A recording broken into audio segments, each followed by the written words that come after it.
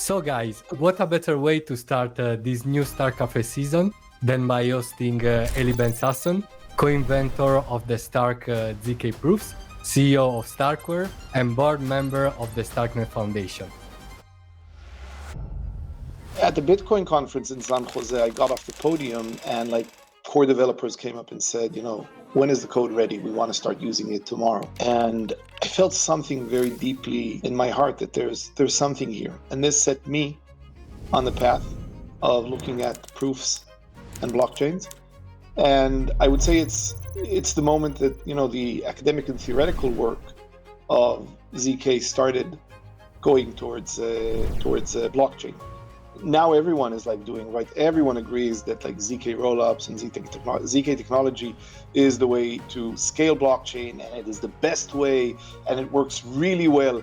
But in 2013, some Bitcoin visionaries saw this, and at the time, a very young and smart reporter by the name of Vitalik Buterin also saw that.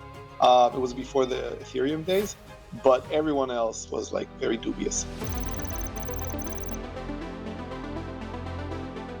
There's something about us that is perfectionist in terms of the technology and the values. We don't want to compromise on things that we think are long-term the best solution for scaling blockchains. And so if you take, the best proving system, the safest, the one that scales most, which is Stark, and you want to squeeze out the maximum amount of performance in terms of very high scale, very high throughput, very low cost, you realize that applying this proof system to an existing virtual machine and programming language like Solidity will mean that you're losing probably 1 to 2 orders of magnitude in your scale or speed if you do that. Now, you can do that, it will work, but it's not the right solution. It's not the perfect solution. It's not the thing that will drive you the most value and get you the farthest and get your users the best user experience and the safest applications. To do that, it is better if you build a new virtual machine and a new programming language that is geared towards that. Cairo arose first as an internal tool that wanted to give a Turing-complete, general purpose programming language that nevertheless will lead to very efficient, very high throughput.